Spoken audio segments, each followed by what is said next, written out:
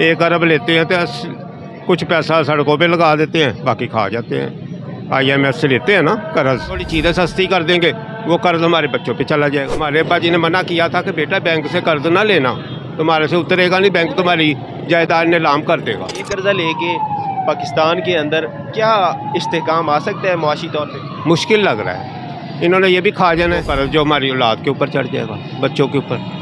पाकिस्तान फंसा रहेगा कर्जे में। हमें इल्म ही नहीं था कि ये लोग लूटने वाले लोग हैं। अब पता चल रहा है। अब तो जो गरीब आदमी है ना, जो अनपढ़, वो भी पूछ रहा है यार IMF क्या होता है, मेरे तो बिजली का बिल इतना आया हुआ, 6, 7, 10, 12 यूनिट जले हैं और मुझे 30,000 बिल आ गया। 1 अरब लेते हैं तो कुछ पैसा सड़कों पे लगा देते हैं, बाकी खा जाते हैं। IMF से लेते हैं ना कर्ज, वो कर्ज क्यों लेते हैं? इनकी लिमिट होनी चाहिए, इतनी लिमिट से ज़्यादा कर्ज नहीं ले सकते। जो बादशाह बैठा होता है ना, वो कर्ज उतार के जाए, अवाम के ऊपर ना डाले। वो अवाम से पूछते हैं, जब हम कर्ज लेते हैं वो IMF से अवाम से पूछते हैं कि हम। सर वो तो PTI के सपोर्टर्स IMF को ईमेल्स कर रहे हैं कि आपने इनको कोई कर्जा नहीं देना। अच्छा कह रहे हैं ना, कर्जा देंगे हम और दब जाएंगे। वो सही कर रहे हैं, बच्चों के ऊपर चला जाएगा। ऐसे ही है। उन्होंने कर्जा हमारे ऊपर चंद चीज़ों पर रिलीफ देना है, थोड़ी चीज़ें सस्ती कर देंगे, वो कर्ज हमारे बच्चों पे चला जाएगा। लेकिन सर फिर मुल्क कहाँ से चलेगा अगर इनके पास कर्जा नहीं होगा? इनके पास तो मुल्क चलाने के पैसे नहीं है। जो इन्होंने स्विट्जर बैंकों में डाला हुआ है ना, उसको वापस लाएं। कोई ऐसा हुक्मरान बैठे, इनको जेल में डालें, और स्विट्जर बैंकों में जो इनको पैसा IMF का दबाया हुआ है ना, उनको निकाल के मुल्क चलाएं। IMF से क्यों ले रहे हैं?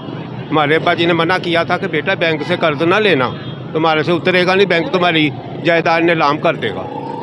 किसने कहा था ये आपको? हमारे वालिद साहब ने हमें कहा करते थे बैंक से कर्ज ना लेना। बाद लोग किस्तों पे मोटरसाइकिल ले लेते हैं ना, हम उसके भी खिलाफ हैं।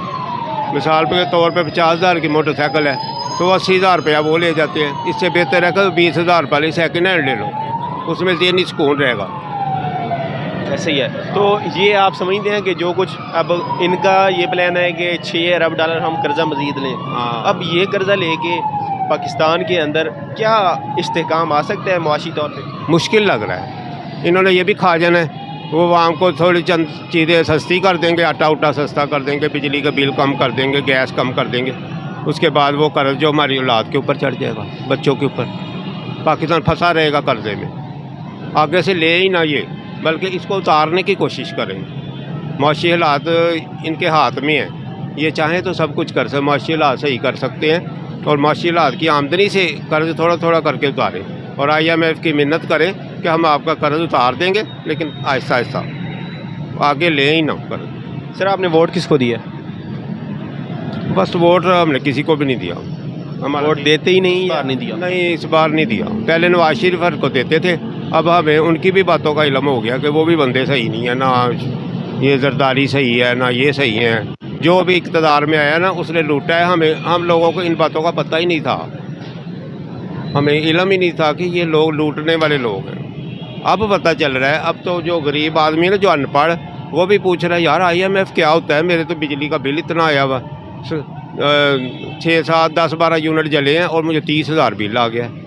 ये सर जो मौजूदा इलेक्शन हुआ है 8 फरवरी को पाकिस्तान के अंदर, इसको आप किस नज़र से देखते हैं? क्या ये धांधली से बगैर हुआ है या इसमें धांधली हुई है इस इलेक्शन में? धांधली कहीं कहीं हुई है, मेरा ख्याल है, क्योंकि हमने देखा तो नहीं ना। खबर आपको लगता है हुई है? कि किसी जगह पे हुई है, किसी जगह पे सही हुआ है, लेकिन PTI वाले कह रहे हैं पूरे पाकिस्तान में धांधली हुई है। हो सकता है, वो बेहतर जानते होंगे। हम तो घर बैठे थे जब वोटिंग हो रही थी, हम तो खबरें सुन रहे थे TV में।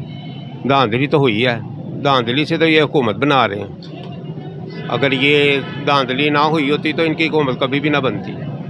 अब लोगों के दिल टूटे हुए हैं। लोग कहते हैं महंगाई कम होनी चाहिए, कारोबार चलने चाहिए, चाहे कोई आए हमारी तरफ। हमें ये नहीं है कि इमरान आए या नवाज शरीफ आए या जरदारी आए, कोई भी आ जाए, महंगाई कम होनी चाहिए। वो ईमानदारी के साथ हुकूमत चलाएं। जब ये हलफ लेते हैं, हलफ का क्या मतलब होता है? कुरान पे हाथ रखना, कुरान ही होता है ना हलफ। तो अल्लाह से वादा करते हैं कि या अल्लाह, ये हम ना हलफ उठा रहे हैं, तो हम ना अवाम के साथ, पाकिस्तान के साथ मुखलिस होकर चलेंगे, ईमानदारी से चलेंगे, किसी के साथ धोखा नहीं होगा। अवाम की सहूलत के लिए हम हुकूमत बनाएंगे, गरीबों को सहूलत देंगे।